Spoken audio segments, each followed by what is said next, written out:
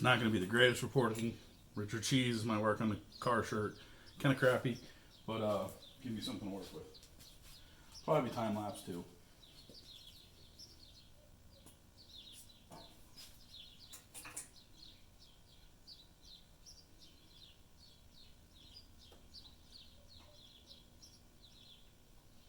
I have already wiped all these down. 6 different ways of Sunday. Blew them out, everything.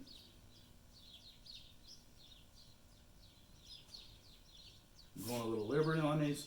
Last time I used a royal purple when I put the Volvo together, and I'm sure the royal purple is probably the bomb. I'm sure it's actually pretty good, but I saw the bearing guard. Here's the other thing. I'm sure it's no bueno, but I am reusing my bearing shims, or the I can't remember the name of these things. End play shims, force shim, bushings, whatever. They go in the number 3 journal and keep the end play good. And you'll notice that these are ones that came out of the motor. They're only slightly worn. I mean, ever so slightly. And the other one, come on, baby, focus. The other one's not worn at all. The moral is thrust bearings. There we go. There's the name, thrust bearings. I'm going to reuse them. I already did an end play check, and the end play check is good. I'm putting a little bit on it. It's going to help it stay stuck. I'm going to shove it in here.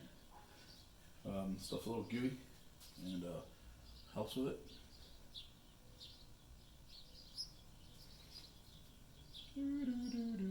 I was listening to a wonderful podcast earlier, but can't listen to my Free Range America because of YouTube, and I want to record. And I love Evan Hafer and Matt Best and Andy Stump. I actually love listening to Andy Stump. He's one of my favorites. All right. So now I got those lubed. I have blown every one of these out. They're cleaned out nice and good. The only thing I might do is when I do the rod bolts, put a little oil on them. I usually use the ARP bolt assembly lube or whatever the stuff is. I don't know what it's called. But I don't have, my son-in-law's got it, so I haven't been able to torque these yet. So at this point, let's set our crank in.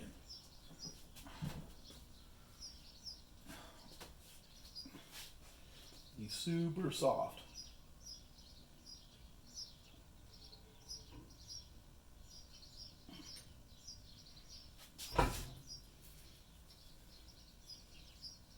Go. Now, one thing I am going to do is on the thrust surfaces, I'm going to lube these thrust surfaces with bearing lube, simply lube. I'm going to do that just as a safety precaution. Don't want to trash them.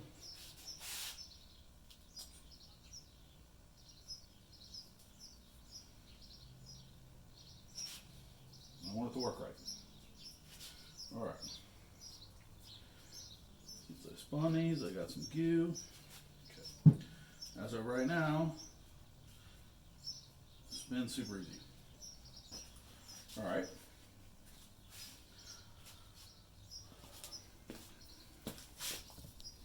The next thing we have to do is I have to put some RTV all along here in accordance with the little drawing. I'm going to throw it out and I'll come back to it. All right, well,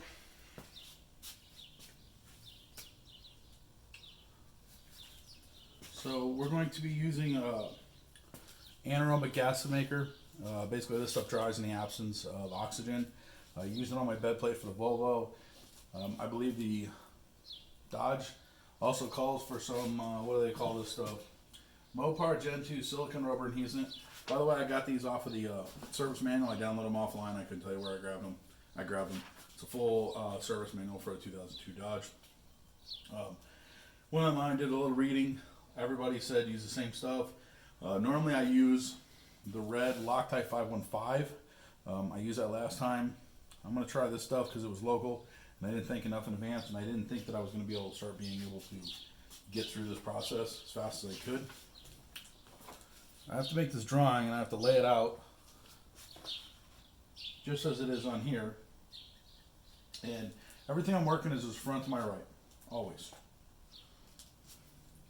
So what it says is about apply a 2.5 millimeter or a 0.1 inch bead. You know, it's a 2.5 millimeter bead, and then go from there. That's what I see it. Shoot. I'm going to cut this end off.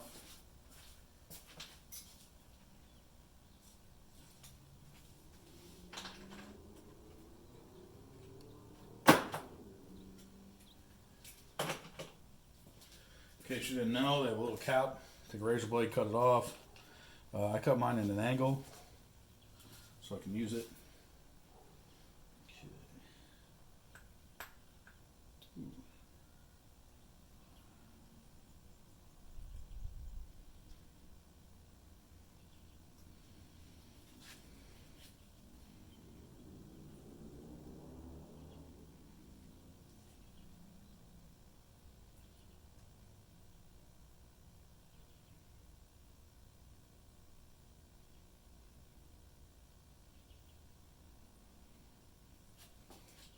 I might add, this is not the easiest thing to do. You know, you're playing with the. When I did the Volvo had a Volvo manual. Wanted to use some stupid expensive stuff. It was like $50 a tube. This Volvo assembly crap. They wanted you to use it, and that's when I found the 515. But on that, it all shows it being laid down with a pen, or gotta do a circle around here because that's what they tell me to do. Around here.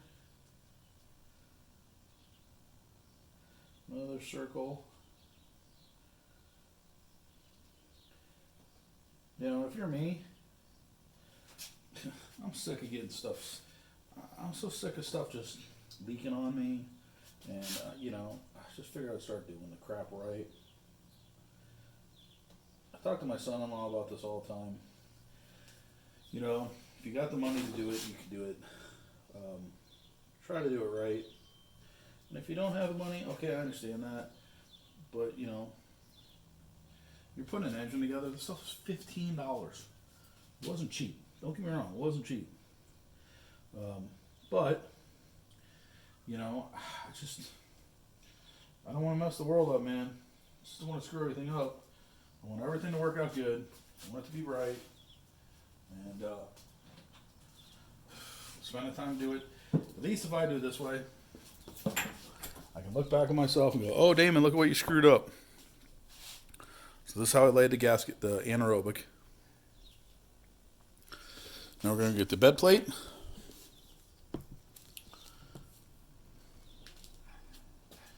It's pre-done. Probably screwed myself up. Ugh. This is the wrong one.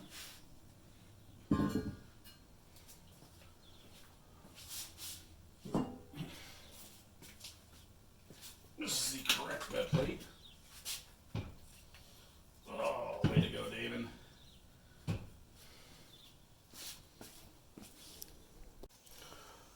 All right, back to square one.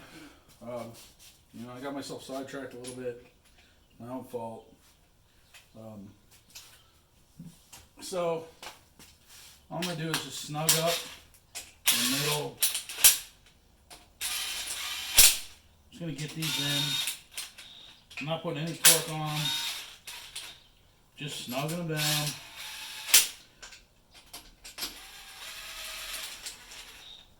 I'm working inside out.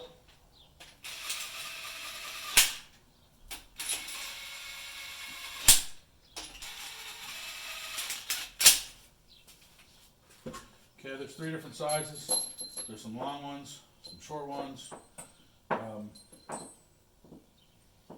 I'll show you what I have for sizes. 1 second. That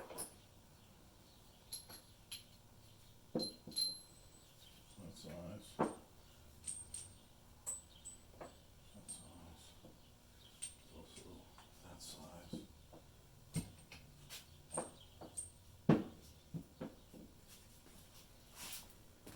Okay, for you to see, I have 3 different size bolts. So I have the main bolts,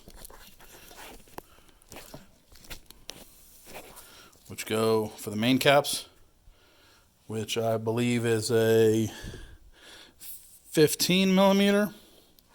I have the smaller ones, which are a 10 mil, and then these ones I got them as a 1/2 inch.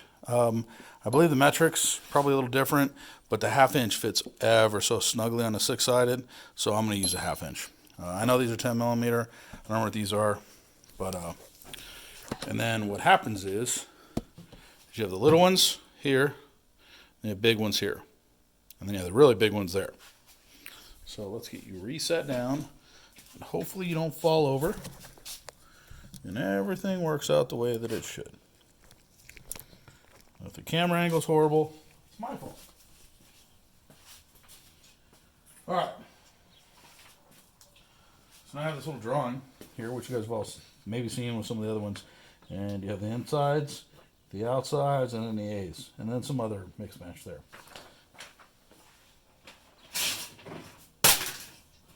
Dropping stuff, Damon.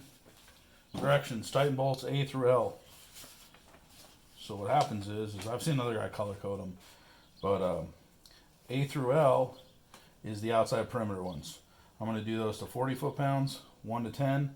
I'm going to do 40 foot-pound or 25 foot-pounds, and then I'm going to go back and do the middle ones, and then the A1 through whatever, the little small ones, I come out and do those last. So I'm not going to bother putting those in yet, but I am going to drop these in. 1, 2, 3, 4, 5, 6, 7. Again,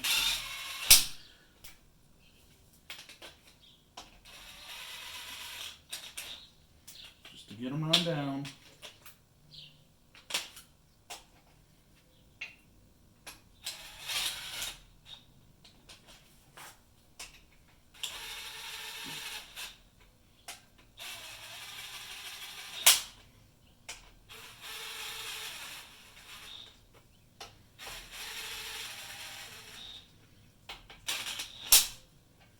So far too, without being torqued down, crank spins freely.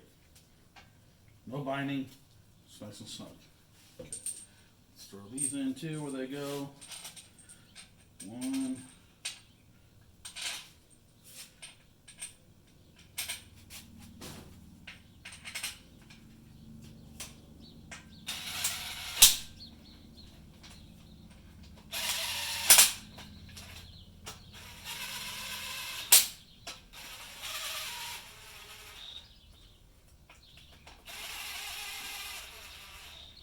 Okay.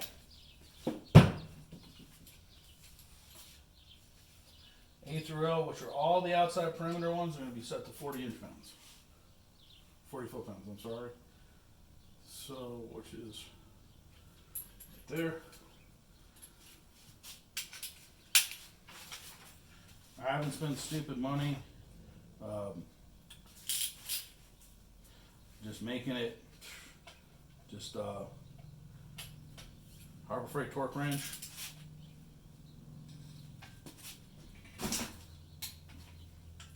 I'm going to 40. And I'm just following the sequence that they say.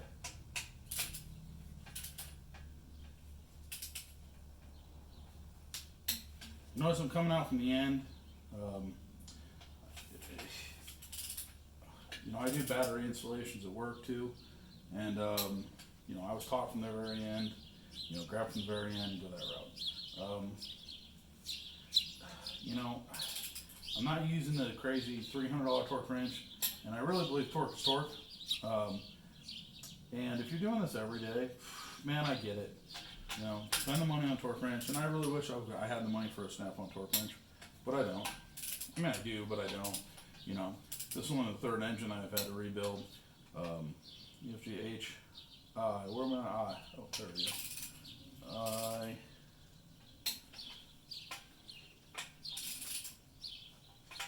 So this is only the third engine I've actually had to build. So as a result, I don't need a torque wrench every day. If I was in the industry doing it every day, I would do this. I am a hobbyist. It's the most I am, a hobbyist. 1 through 10, 25 foot-pounds. Boom. So let's back these off.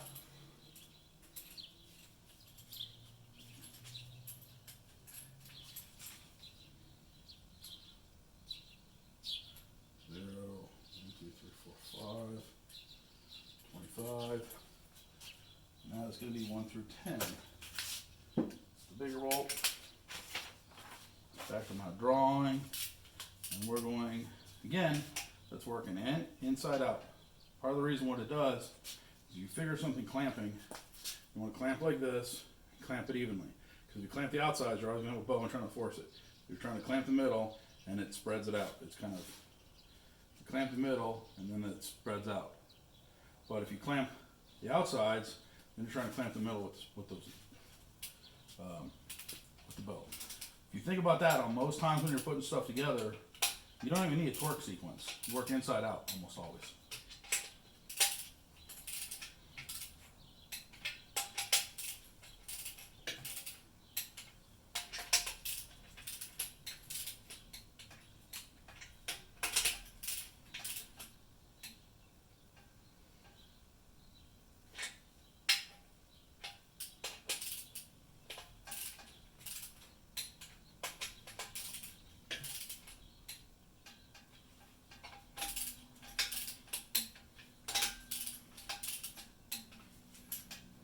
Again, after every torque sequence I was taught, check your thing so you can find out, check your crank, spin it. Just spin by hand, man. You shouldn't have to crank on this thing. I shouldn't have to get a wrench out there. It should be free spin. It's printed on perfect, it's a floating thing of grease. Now back to the last one. So I got turn bolts 1 through 10, an additional 90 degrees.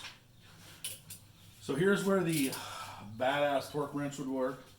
It's got a little meter on it and things like this long go doo doo doo doo doo.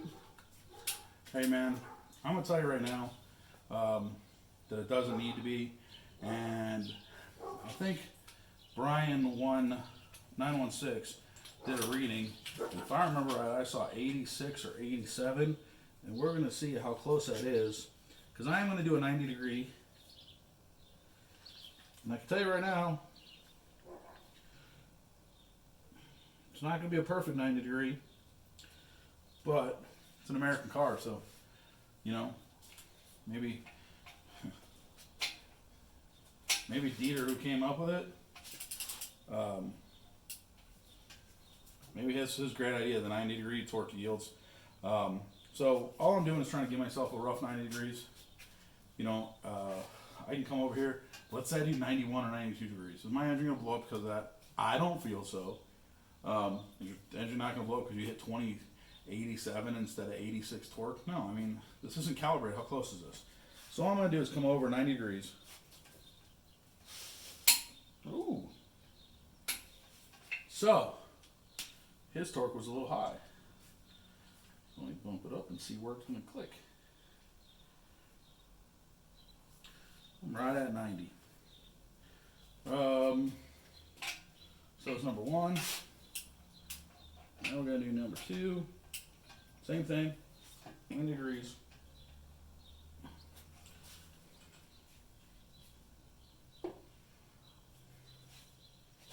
Just curious where that comes out to. Brian had a good thing. You know, he showed it on it. He had the digital, and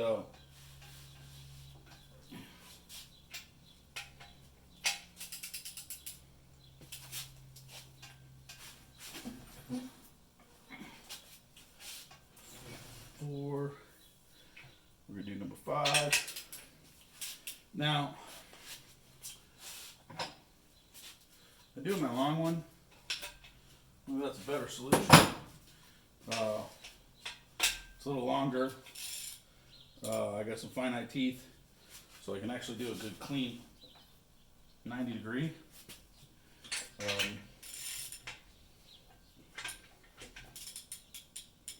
Because all I'm doing is, you see, I'm just going 90 degree off the block and doing a turn. You're trying to come parallel with the crank. Resting here, trying to keep the engine from turning. Not brain surgery, man. It's fucking mechanics.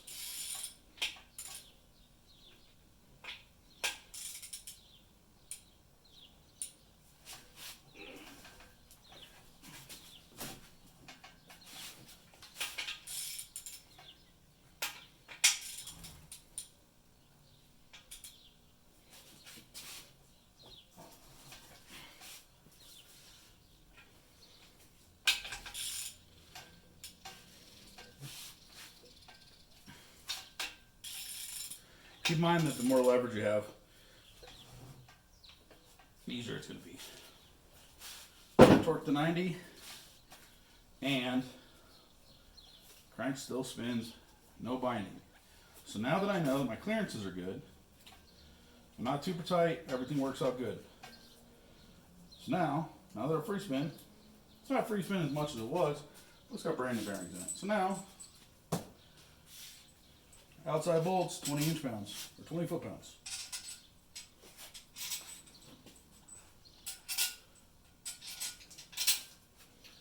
And go back to Mr. Torque Wrench.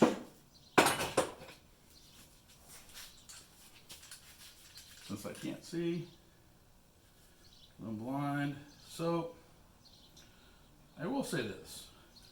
Having the digital torque wrench probably would be pretty sweet. Just for somebody who can't see for shit like me.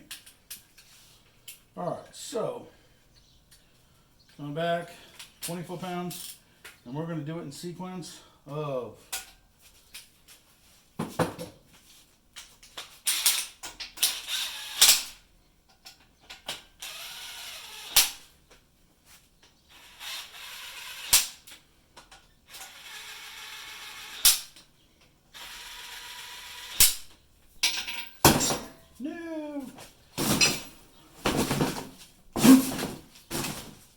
holy mackerel.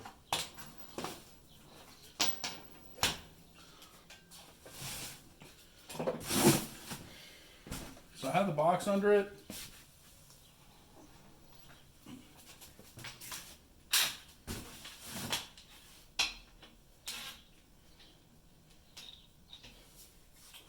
Forgot about that. So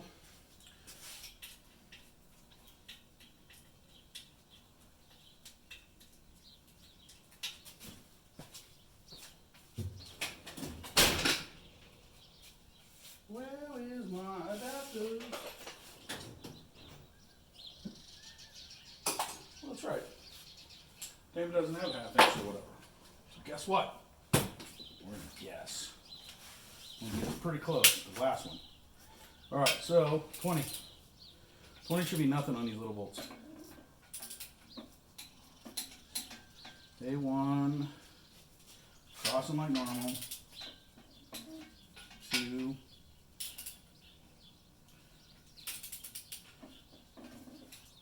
3,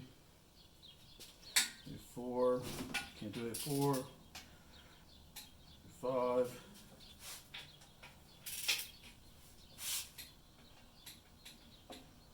6.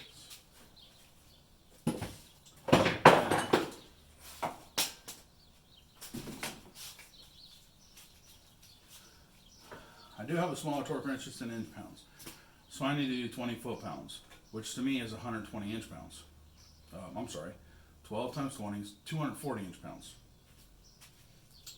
Because 12 inch-pounds at a pop, 20. And this one only goes up to 150. So, we need to figure out another solution here. And my other solution is not going to work because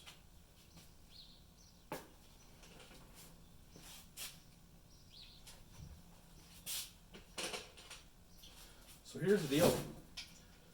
I don't have a 10mm 1/2 inch. And